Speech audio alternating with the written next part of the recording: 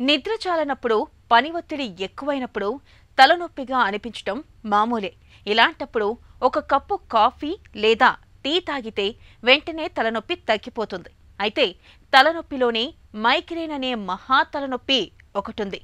తలలో నరాలు చిట్లిపోతున్నాయా, తలపై ఎవరైనా సుత్తులతో బాదుతున్నారా అన్నంతగా వేధిస్తుంది. మరీ ముఖ్యంగా మైగ్రేన్ అనేది మహిళల్లో ఎక్కువగా కనిపిస్తుంది. మైగ్రేన్ బాధల్ని తట్టుకోలేక చాలా మంది ఆత్మహత్య ఆలోచనలు సైతం చేస్తూ ఉంటారు. నిత్య జీవితాన్ని దుర్భరంగా మార్చే మైగ్రేన్ గురించి ఇప్పుడు తెలుసుకుందాం.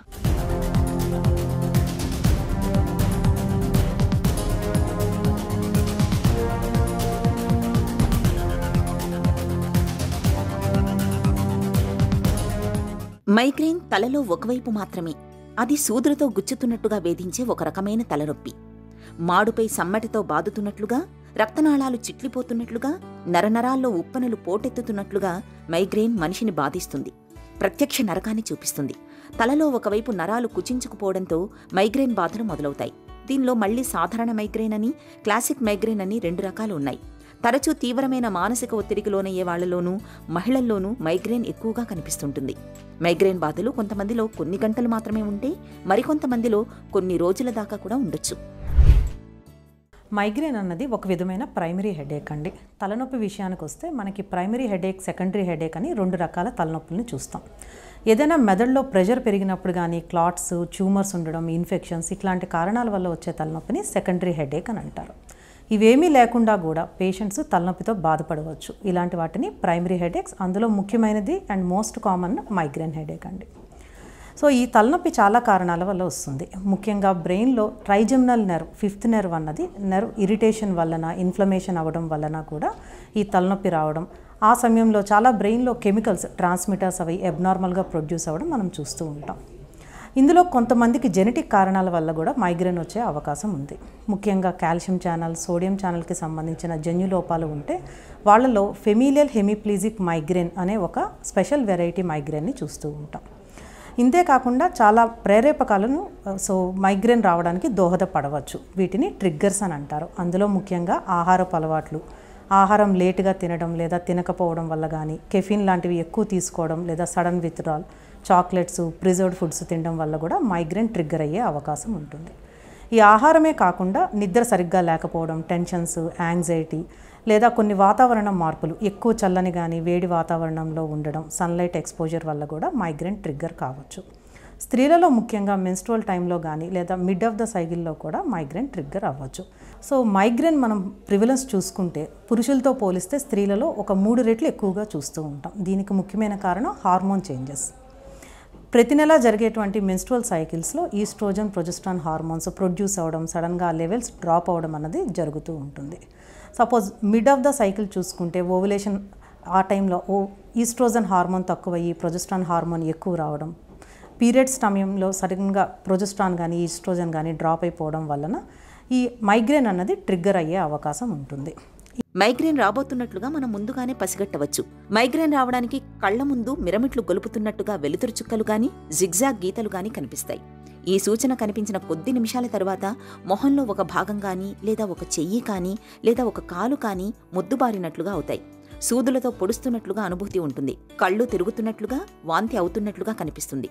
కొంతసేపటికి ఈ లక్షణాలన్నీ అదృశ్యమై అసలు సిసలు మైగ్రేన్ మొదలవుతుంది.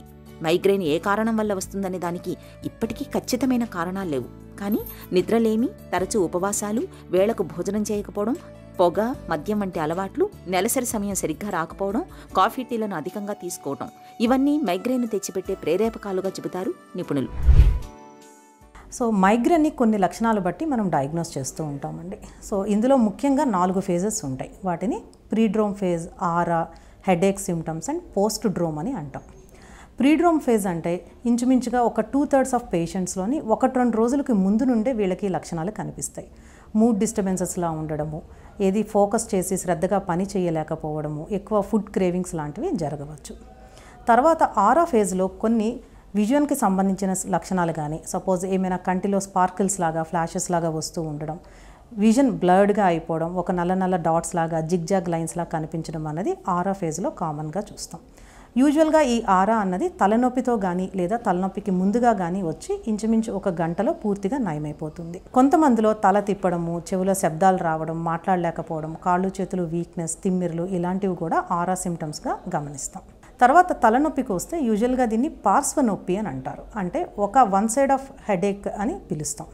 చాలా మందిలో రైట్ సైడ్ కానీ లెఫ్ట్ సైడ్లో కానీ ఒక భాగంలోనే ఇది వచ్చే అవకాశం ఉంటుంది. ఈ తలనొప్పి తీవ్రత ఎక్కువగా ఉండి ఆ టైంలో వికారము, వాంతులు ఉండడం, లైట్ తట్టుకోలేకపోవడం, శబ్దాలు తట్టుకోలేకపోవడం, కొంతమందికి స్మెల్స్ కూడా పడకపోవడం అనేది మనం చూస్తూ ఉంటాం. మైగ్రేన్ బాధలు మొదలైనప్పుడు ప్రశాంతంగా ఉండే గదిలోకి వెళ్లి హాయిగా కళ్ళు మూసుకొని పడుకోవాలి.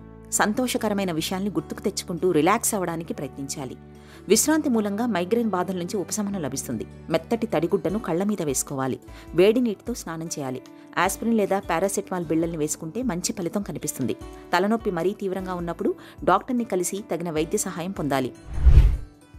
సో మైగ్రేన్ని తగ్గించడానికి ముఖ్యంగా మెడికేషన్స్ అన్నవి మనం 2 ఫేజెస్లో ఇస్తామండి. ఇవి 2 రకాలు ఉంటాయి. ఒకటి అబార్టివ్ థెరపీ అంటారు, 2 ప్రివెంటివ్ థెరపీ అని అంటారు. తలనొప్పి వచ్చినప్పుడు అప్పటికప్పుడు మెడిసిన్స్ యూజ్ చేసి దాన్ని కంట్రోల్ చేసే థెరపీని అబార్టివ్ థెరపీ అని అంటారు.